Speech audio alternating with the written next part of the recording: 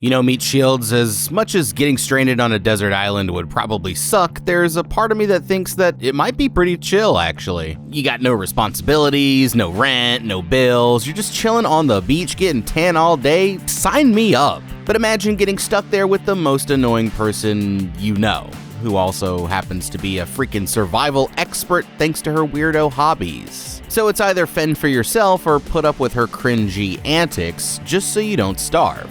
What you gonna do? Well, don't worry, cause I'm here to break down the mistakes made, what you should do, and how to survive the island in Send Help.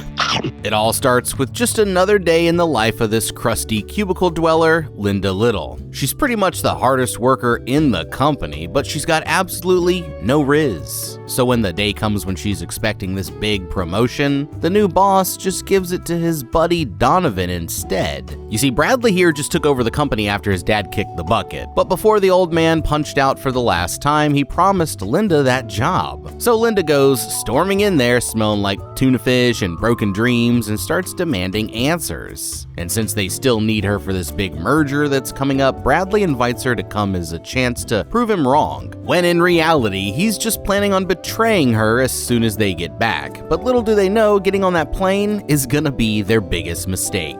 They meet at the airport and hop on Bradley's private jet, but while Linda's back there crunching the numbers, Donovan pulls up this horrifically cringy video of her trying out for Survivor, the reality TV show. Well, right at that moment, things start to get a little bumpy, but the finance bros aren't taking it seriously until wham! The whole side of the plane suddenly just explodes. Donovan starts holding on, trying to kick Linda out of her own seat, but she stabs him with a fork and just shuts the window as his tie gets stuck on the wreckage, and the plane finally crashes to a stop near the coast of this random island.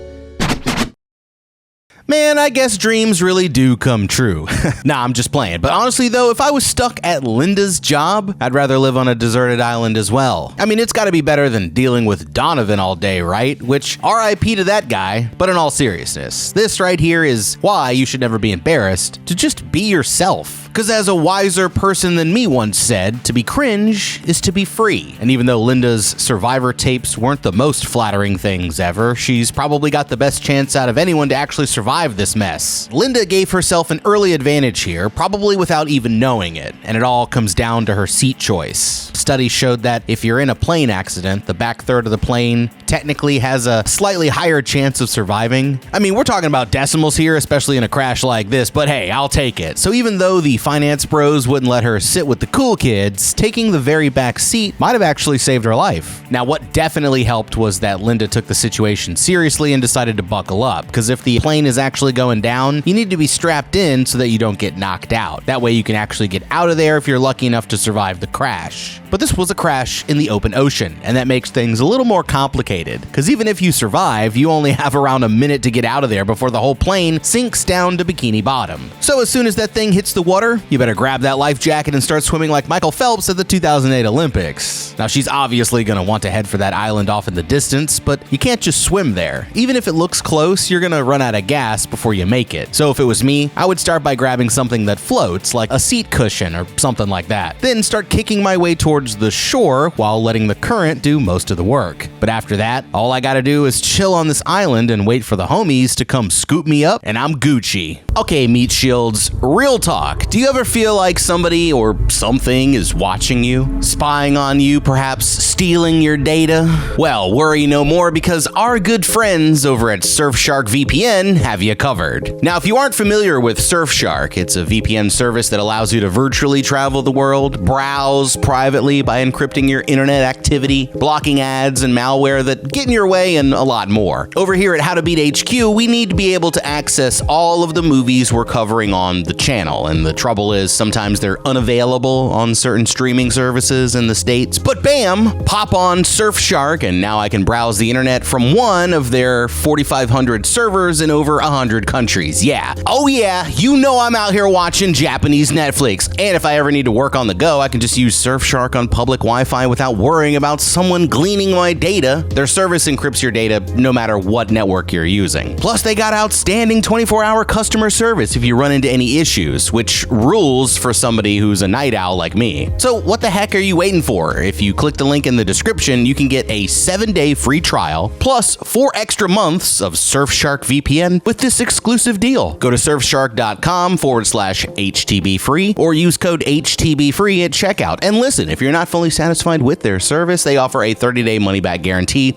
You can't lose. Just to try out a new slice of the internet somehow, go on, click the link in the description and get started today. Thanks to Surfshark for sponsoring this video, and now back to the show. The next morning, Linda wakes up to find herself on this beautiful beach surrounded by huge cliffs on every side, so she gets up and goes looking for any survivors, and what do you know, there's Bradley all washed up on the shore. He's still all woozy from the crash and has this bad cut on his leg, but the good news is, Linda has spent her whole life training for this exact scenario, and immediately gets to work. She starts by breaking a rock to make herself a knife, and then goes around gathering branches and vines until she's got enough to make a little roof. And, hearing a storm on the way, even digs a hole and sticks a couple of coconuts in there to catch the rain. All right, Linda, you go, girl. They spend the night huddled under the tent just waiting for the storm to clear, but in the morning they've got a whole bunch of fresh water thanks to Linda's survival skills. And that's when Bradley finally wakes up. He opens his eyes like, oh no, not this loser, and the first thing he wants to know is if anyone else survived the crash. But nope,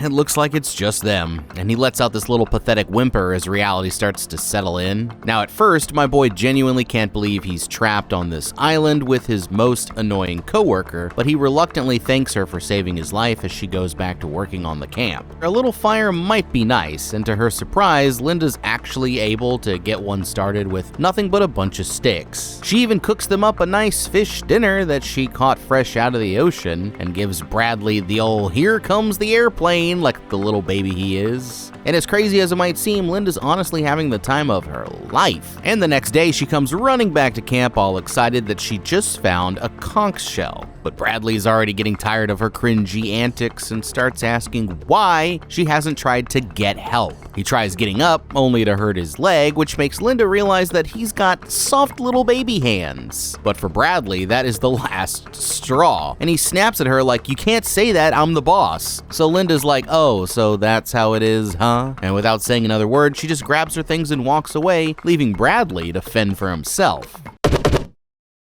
Alright, I hate to break it to you, broski, but you're making a huge mistake. This guy might still think that he's top banana around here, but to put it in LinkedIn terms, I think Linda's unique skill set makes her more qualified for the leadership role. AKA, Buddy just needs to shut the hell up and listen, because here's the thing. Like I said before, Linda's survivor tapes might have been cringe, but so far, she's absolutely killing it. Ask any survival expert and they'll tell you about the core 4, that's shelter, water, fire, and food, and as you can see, Linda's already got that covered. But as useless as he is, Bradley was right about one thing. Because besides just surviving, they do need to start trying to get found. The good news is they actually have a pretty good chance of somebody finding them, but the biggest mistake they made was waiting too long. Because in a situation like this, the peak search is going to happen during the first 3 days, and it's already been that long since they crashed. So if I was Bradley, here's what I would do. As annoying as Linda may be, she's got the survival basics covered. So while she's busy doing that, I would start working on a couple ideas for getting rescued. First, I'm building a huge SOS or help sign across the beach, and that way any planes that fly over might actually see us. And after that, I'm looking for any shiny metal or glass that I can use as a signal mirror. Believe it or not, that little flash can be seen from miles away even in daylight, so anytime a boat or plane comes by, I already have a way to get their attention. And then last but not least, I'm building a signal fire. Now if you didn't know, 3 fires in the shape of a triangle is another universal distress signal. So I would set that up on the beach, and then start burning green leaves and random junk from the crash to make a huge cloud of smoke, and that should get the attention of anyone who passes by. But if this dude thinks that he's gonna survive on his own, he's gonna be toast in less than a week. As the day keeps crawling along, Bradley just sits there looking at his watch like any minute now somebody's gonna pull up and save them.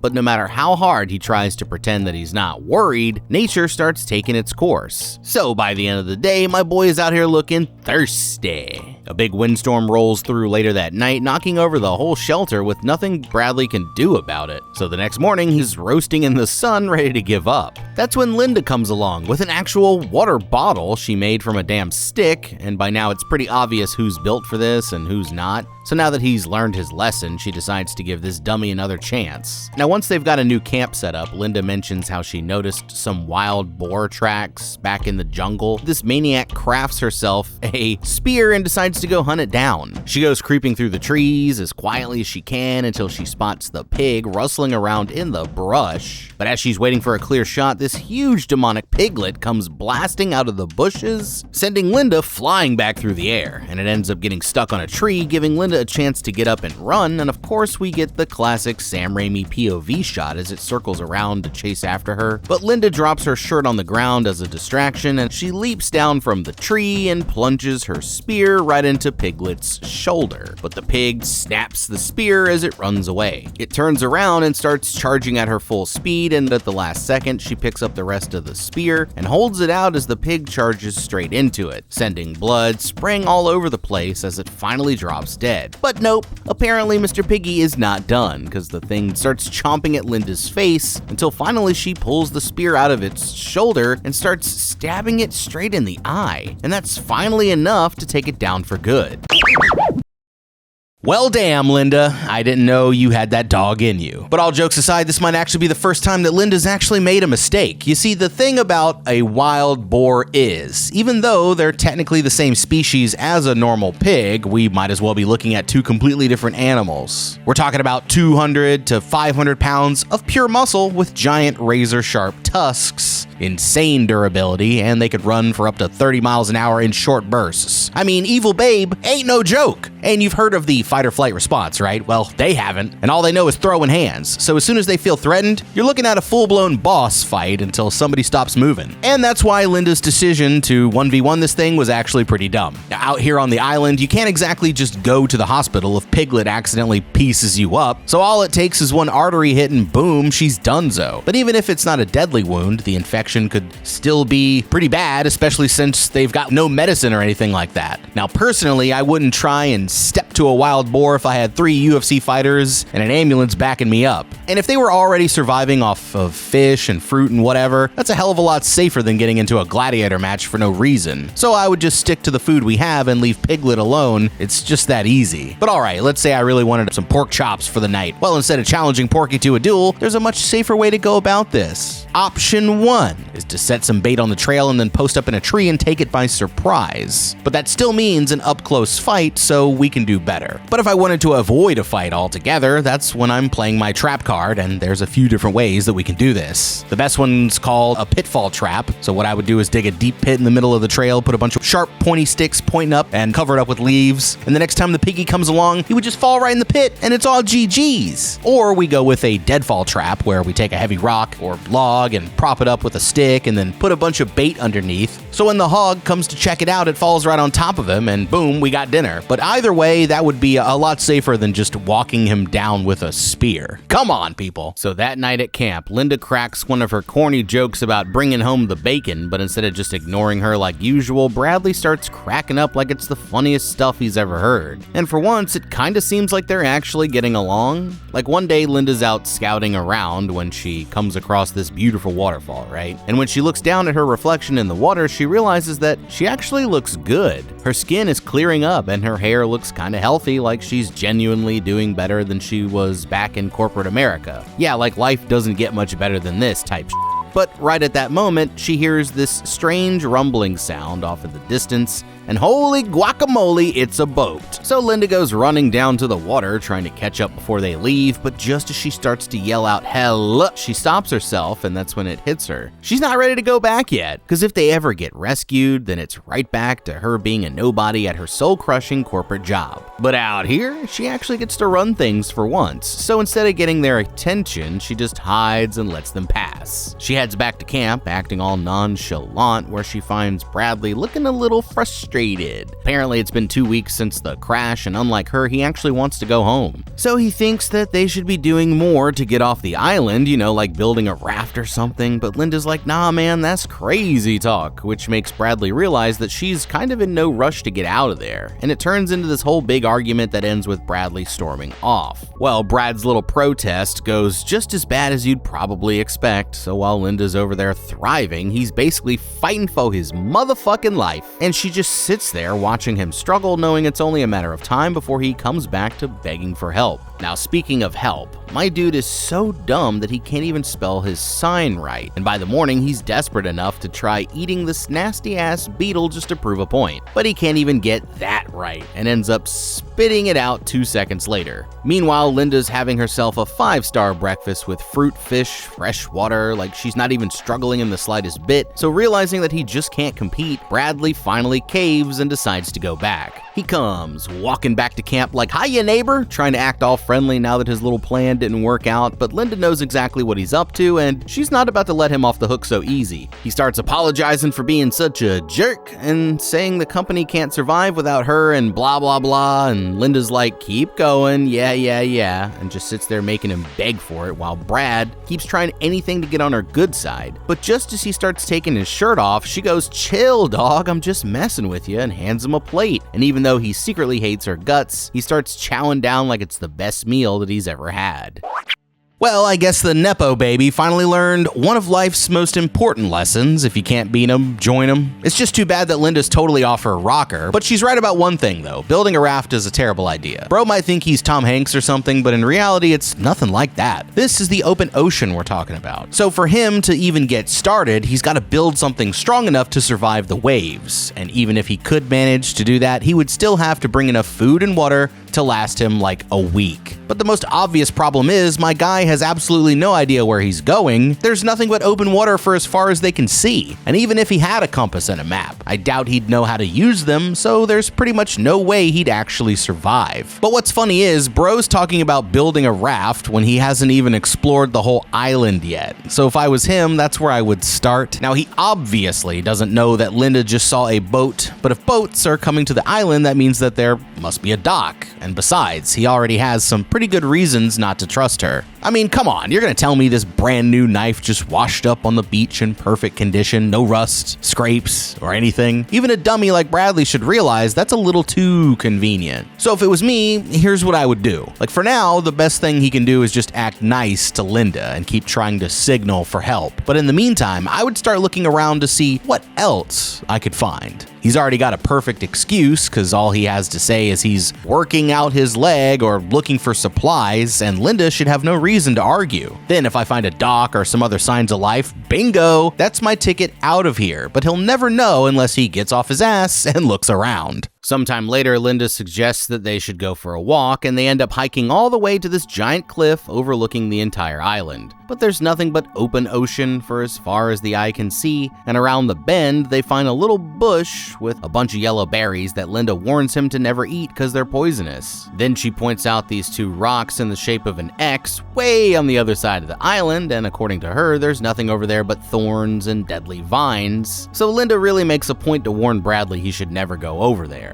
Like no matter what. And with that, they start heading back to camp. Bradley has to stop a second to give his leg a chance to rest, but all of a sudden the ground breaks right under Linda's feet, sending her straight over the edge. She manages to grab on as he runs over to help, but just when it looks like she's done for, Bradley actually comes in clutch and saves her life. And they both start laughing like they've become best friends or something. Linda comes back to camp one day carrying a whole bunch of green bananas, and after sticking them in the fire for a while, she cooks them up a little treat that's delicious as hell. But there's another surprise that she's been working on, a secret stash of Pruno, aka toilet wine, just like people drink in prison. So they decide to bust some out that night and get absolutely lit. They're chilling around the campfire when Linda slips up and calls Bradley sweetie, but she plays it off and explains that it's just her pet bird. That leads to Bradley roasting her for being forever alone, which gets Linda to admit that she was actually married for 10 years. Apparently the guy died, but Linda doesn't even feel bad about it, because according to her, the dude absolutely sucked. She said it felt like he didn't know how to love, so Bradley's like, oh yeah, I can relate to that. You know, thinking that they're just talking about normal trauma and stuff. And he starts telling her what it was like to grow up with two rich parents who both hated each other. But Linda's like, nah man, this is different. And that's when she finally lets it all spill out. She says that she spent years waiting for the guy to change, but it just kept getting worse and worse until one night she finally had enough. You see, the guy was a big drinker, so Linda would always hide his keys whenever he hit the bottle, but one night this dude took things a a little too far, so instead of hiding the keys, Linda just left them out and even poured the guy his last drink, and sure enough, he died in a car accident that very same night. But honestly, it doesn't seem like she regrets it at all. Well, needless to say, that was a hell of a lot darker than Bradley was expecting, and after thinking it all over for a good second, Linda says the quiet part out loud and admits that she never wants to go back, which makes Bradley realize that she might be even nuttier than he thought. Alright, so I guess we're not beating the crazy bird lady allegations. I mean, sorry, Linda, but it's true. Well, this explains why she never even tried to get help, but this puts Bradley in a bit of a pickle because he just found out his survival partner never actually wants to leave the island. Which means that this just went from castaway to misery like real fast. But as always, I still have a plan. By now, it's pretty safe to say that Linda's not to be trusted. So we have to start thinking twice about anything she's been saying this entire time. And what's the one thing she keeps insisting on over and over again? Never go to the south side of the island. So if I'm Bradley, then that's exactly where I'm going. But it's not going to be that simple, because it's just not that Linda wants to stay there forever, it's that she wants both of them to stay there forever. So it's not like she's just going to let Bradley find a way off the island.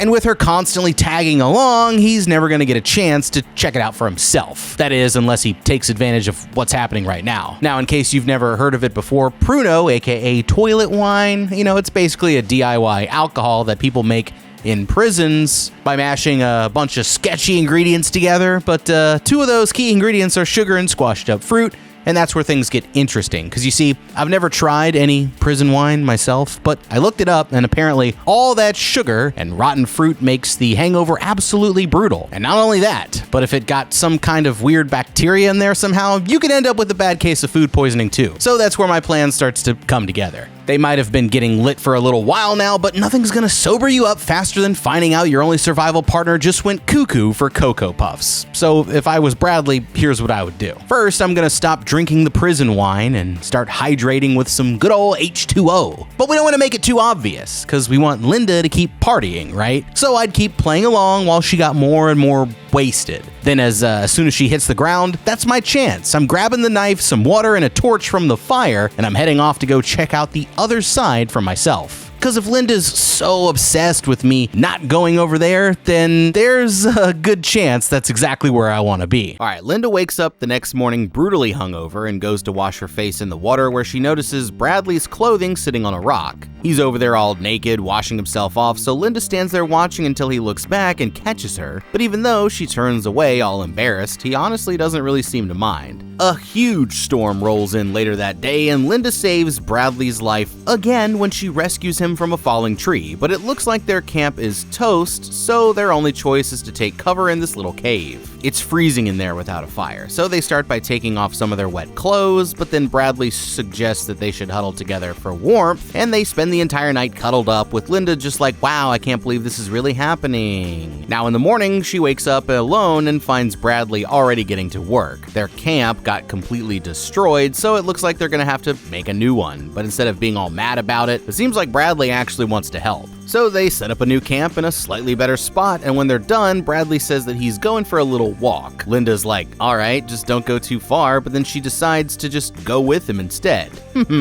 Kinda sus. They sit down for a little break and get to talking about what a crazy ride it's been these last few weeks, and Brad offers to cook Linda dinner as a way to say thank you for saving his life. So the next night, he cooks up this whole gourmet meal with all the stuff that she's taught him, but as Linda is digging in, she notices that something tastes kind of funky. Well, Brad's been learning a little bit more than just survival skills, and remember those poison berries from back on the cliff? Yeah, this dude is secretly poisoning the food, so as Linda hits the ground, he goes running to the bushes and pulls out a whole-ass raft that he's been building behind her back. He hits the water and starts paddling out with nothing Linda can do to stop him, and after making it through the first wave, he turns around and flips her off thinking that he's already home free, but then an even bigger wave hits the raft, causing the whole thing to explode into a million pieces and dragging Bradley underwater. So yeah, as he starts to drown, he sees a vision of his fiancée Zuri, who suddenly yaks up a bunch of yellow slime all over his face. In reality, it's actually Linda dragging him back to shore, and she starts giving him CPR, all the while throwing up mouthfuls of berry juice all over him. So yeah, it's safe to say that the plan did not work out. Damn, son, so close yet so far. Honestly, though, I can't believe this didn't work out. Just kidding, that was actually one of the most trash escape attempts I've ever seen. So sorry to bust your bubble, Bradley, but my boy, you done f***ed up. Like, come on, dude, I know you're a narcissist, but thinking you could just Huck Finn your way off this tropical nightmare was kind of delusional, even for you. So it'd be one thing if you actually had any crafting skills, but you couldn't even put together a couple sticks for a teepee without Linda's help. So in what universe did you possibly think that you could build a raft and sail across the entire damn ocean? Tell me, I want to know. That's like me going, you know what, I'm gonna build a spaceship, and then being surprised when I blow up 2 feet off the ground. It was never gonna work. And the worst part is, you just poisoned the one lady who's been keeping you alive this whole time, and who also happens to be a total nut job. So have fun dealing with that, because Bradley, you done f***ed up. Well, as you might have guessed, things are a little awkward the next morning at camp. Bradley swears he was just trying to knock her out, but surprisingly, Linda's actually being really chill about it. He starts crying all pathetically like, man, I can't do anything right. But Linda's just like, aw, you poor thing, have a little snack. It'll make you feel better. After a couple seconds, his face starts to feel kinda weird. Turns out that Linda has pulled the old Uno reverse card, and that little snack that he just had, it was a blue-ringed octopus, which has a neurotoxin that leaves Bradley completely paralyzed. Apparently she caught it a few weeks back and was saving it just in case, but that's when she pulls out the knife and starts taking off bro's pants. Now this entire time she's telling him this story about a bad dog they had when she was a kid, and the pup just kept acting up until one day they took him and got him fixed. So by now you can probably guess where this is going. She's dead ass gonna cut off Buddy's nuts to make him more obedient, and there's nothing he can do as she grabs the knife and starts going to town. But just when Bro thinks he finally lost his family jewels, she reveals that it was only a dead rat. The message is clear. Don't f*** with Linda, or else. Now, a couple more days pass with these two just going about their usual routines, but one day while Linda's out gathering fruit, she hears that unmistakable sound of a boat engine getting closer. Only this time, they already saw her. But this ain't just any boat here, it's freaking Zuri, Bradley's fiancée. And Linda can't believe her eyes as she pulls up and lands on shore. Now apparently, she's been searching for them for weeks, so Zuri's absolutely pumped that she actually managed to find them, but for Linda, it's like her worst fears are coming true. She can't figure out how to get rid of these two without her whole plan falling apart, but Zuri and her guide obviously just won't leave. So it looks like her only choice is to take them to Brad until she gets the idea to take them on a little shortcut. She ends up leading them back to the cliff where she almost fell to her death, and right when they get to the same spot, Linda stops to tie her shoe, letting Zuri and her guide get out in front. Now suddenly Zuri falls over the edge, just like before, but as the guide rushes over to save her, Linda just starts backing up, and as they both keep begging for help, everything just cuts to black. At some point later, Linda comes back to camp alone, and instead of being her usual chatty self, she just drops the food and starts washing herself in the water. Now clearly something is up here, because when Bradley says he found some more boar tracks, Linda just tells him that she's taking a sick day. So in the morning, he decides to go off and hunt it all by himself. He comes sneaking up on the pig as it's pulling at something in the sand, only to snap a twig and miss his shot. But as he takes a closer look, something catches his eye. It's a hand. And he'd recognize that big diamond ring anywhere, which means that Zuri and her tour guide must be toast. And Brad goes sprinting back through the woods, ready to find Linda and get his revenge. Okay, hold up, right? Let's just take a quick breather for just a second. This is a completely justified crash out. I'm not gonna lie, but just because Bradley's got every right to spaz on Linda doesn't mean it's a good idea. Like, let me explain. I'm definitely not saying he should just sit back and do nothing, because if Linda's so crazy she actually took out his fiance just to keep all this going, yeah, we definitely gotta do something about that. But with that being said, there's a much safer way to handle all this. Like, think about it, right? After spending so long on this island, what's the main thing Bradley should have learned by now? Linda's actually built for this shit, but he is definitely not. So trying to confront her in her natural habitat would be like a huge mistake. This lady just soloed a wild boar with nothing but a sharp stick. So if they start throwing hands, she's gonna make short work of the Nepo baby over here, and I can promise you that. And that's why if it was me, I would do the smart thing and take a completely different approach. See, Bradley's not thinking clearly enough to put all this together. But his fiancée had to get to the island somehow, right? And since they didn't see any planes or helicopters pull up, only means that she came by boat. Now, if she's dead, that means that the boat is still here, unless Linda already sabotaged it, which is possible, but there's only one way to find out, so here's what I would do. Instead of getting straight in Linda's face, I'll just go back to camp like nothing's wrong. She's in this traumatized mode right now where she's just kind of lying around, not really paying attention to anything. So while she's busy zoning out, I'm taking the knife and a few supplies and then following her trail to wherever she went the day before. I mean, that should eventually lead me straight to the boat as long as it's still there. And if it still works, then I'll just fire that bad boy up and peace out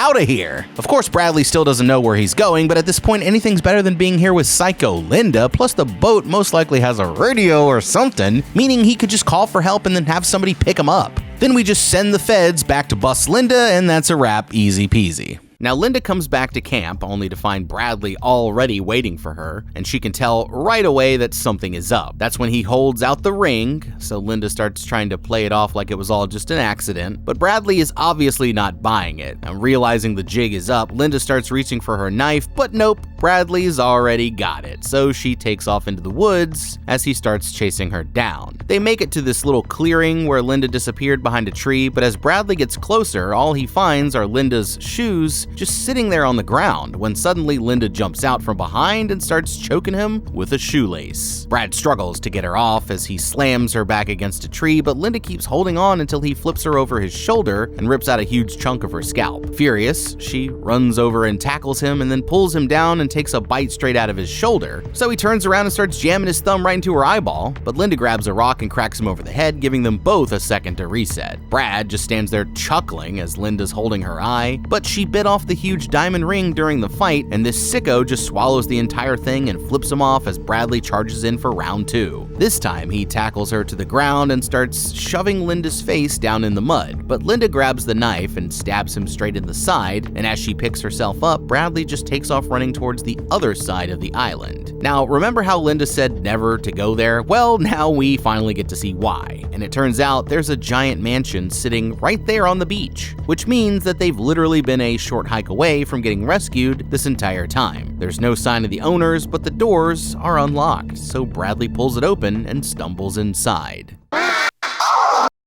Alright, now you see, this is exactly why I said Bradley should have tried to avoid this fight. Like, besides the eye gouging moment, she pretty much had Buddy on the ropes the entire time. So honestly, he's lucky she didn't smoke him right there on the spot. But now that he just found this mansion, there's still a chance that he could actually recover from this. Now, it's too bad there's no boat just sitting around, otherwise I would just fire it up and hit the high seas, pronto-like. But a crib this fancy has to have some way to contact the outside world, so if I was Bradley, that's where I would start. We're not gonna find a landline or anything like that, sadly. Love landlines, but instead, these places are going to rely on satellite communications. So the first thing I would do is check the office, the master bedroom, or, maybe the kitchen for a satellite phone. And if I can't find one of those, then I'd somehow hop on the internet, if I can, and call for help that way. But even if there's nothing that he can use to directly call for help, the place also has a high-end security system, so all he's got to do is trip the alarm, and that should probably get a response. But that's just step one, because obviously it's going to take help a little while to get there, and there's no way Linda's just gonna give up after all that. So after trying to call for help, I'd start searching the house for the best weapon I could possibly find, and then find the safest room and just post up inside. And if Linda comes back, well, we know she's already weakened in her right eye, so I would just take advantage of that during the fight by staying in her blind spot, and that should make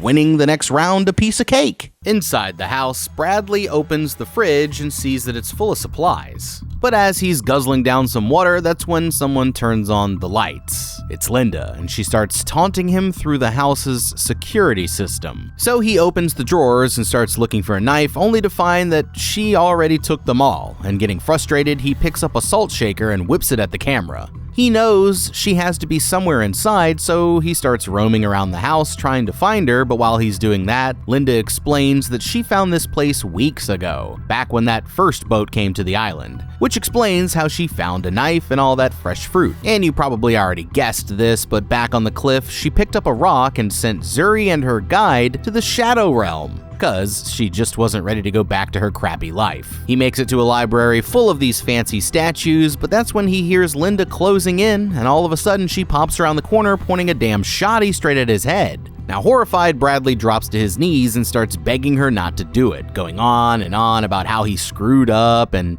Linda's been right all along, and he starts saying how he actually loves her and now wants to stay on the island. And Linda is so damn delusional, a part of her actually starts to believe him. The two of them start laughing and apologizing for trying to smoke each other a few seconds ago, but just when Linda's about to let her guard down, she notices a horn missing from one of the statues, and suddenly Bradley gets up and knocks the shotty out of her hands. He shoves her back against the wall and reaches for a golf club, but by the time she turns around, Bradley's already got the boomstick, and he goes to pull the trigger when, what? It doesn't go off? It looks like it was never loaded, so Linda takes his legs out as he crashes to the floor, and as he's lying there helpless, she just lines up a swing and whacks his damn head off. The next thing we see, it's already a year later, and Linda's a full-blown celebrity now. After escaping on a raft, she covered the whole thing up, spun the story into a book deal, and it's even getting made into a movie about her daring fight for survival. The last we see of Linda, she's cruising down the highway in her brand new Mercedes with her favorite song blasting on the radio, and Sweetie the Bird riding shotgun. And if there's one lesson we can all learn here, it's why you should always be nice to that awkward girl at work.